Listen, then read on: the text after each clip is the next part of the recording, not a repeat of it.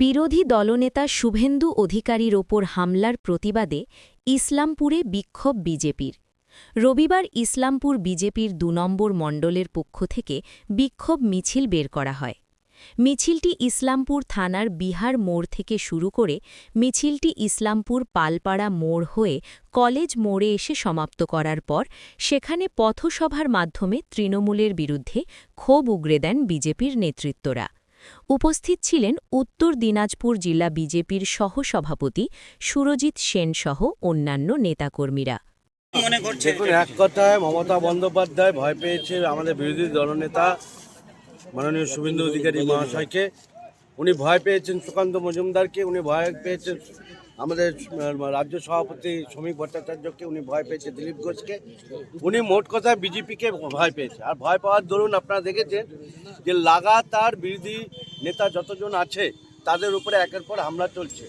এটা নতুন কোনো হামলা নয়, গতকালের হামলাটা নতুন কোনো নয়, কিন্তু এই ধরনের হামলা যে চলছে তাতে করে বোঝা যাচ্ছে যে পশ্চিমবঙ্গের প্রশাসন কোথায়।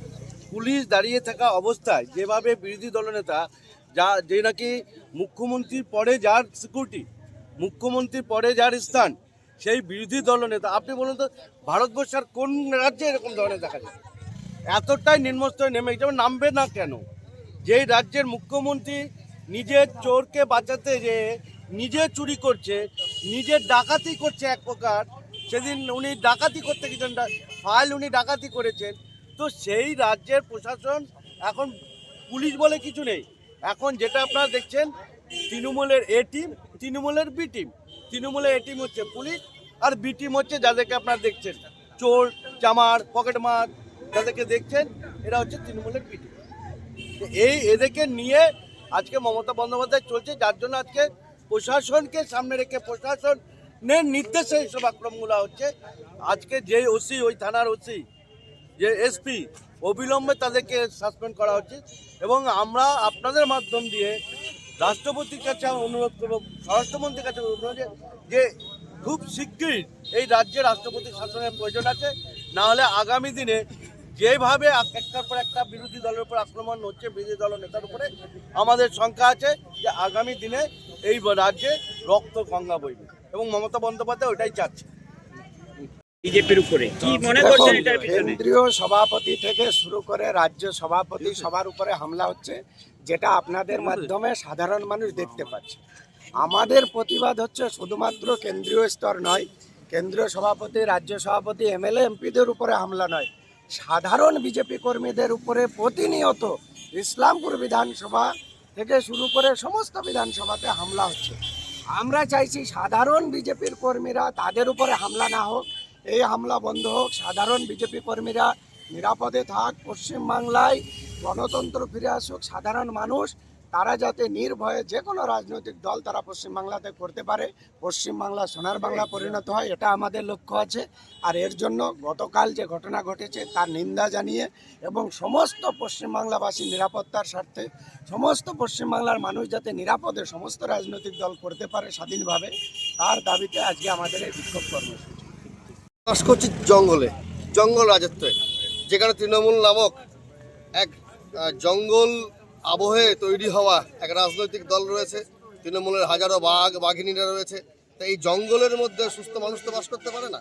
তাই এই জঙ্গল রাজে গণতন্ত্রের যারা আন্দোলন করছে তাদের উপরে আক্রমণ হবে, এটা স্বাভাবিক।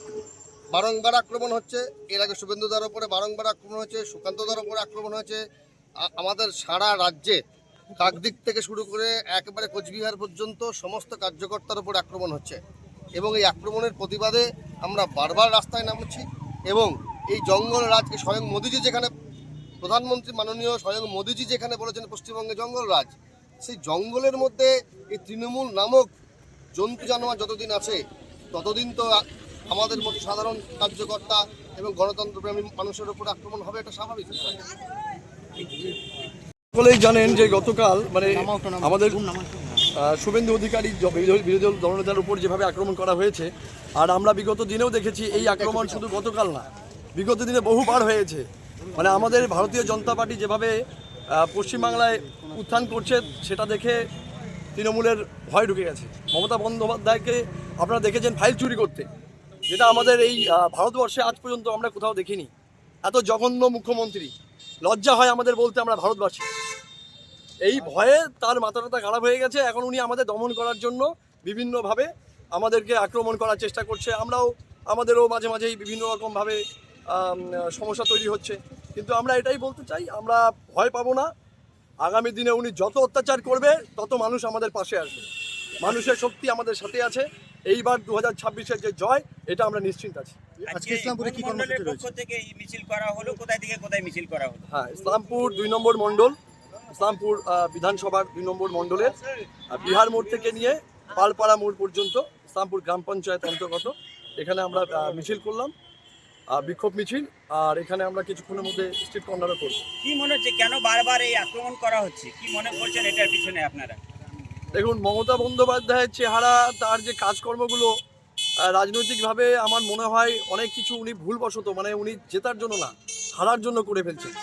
উনি জানেন না যে উনি হারবেন, কিন্তু উনার কাণ্ডকীর্তি। কারণ বলুন তো কেন? ভয়, বিজেপির আতঙ্ক, বিজেপি আসছে ধেয়ে, এই ভয়ে তার এই পরিণতি। উল্টাপাল্টা কাজ করছে, আমাদের উপর আক্রমণ হচ্ছে, বিরোধী দলনেতাকে ভয় পাচ্ছে। তো আক্রমণ উনি আমাদের উপরে করবে, আর জনগণ আমাদের ততই পাশে আসবে। তো আপনি আক্রমণ করুন, আরও করুন, আমরা বলবো আমরা ভয় পাই না। কি না আপনার কোন দায়িত্ব? সুরজ যাদব, জেনারেল সেক্রেটারি, 2 নম্বর মণ্ডল।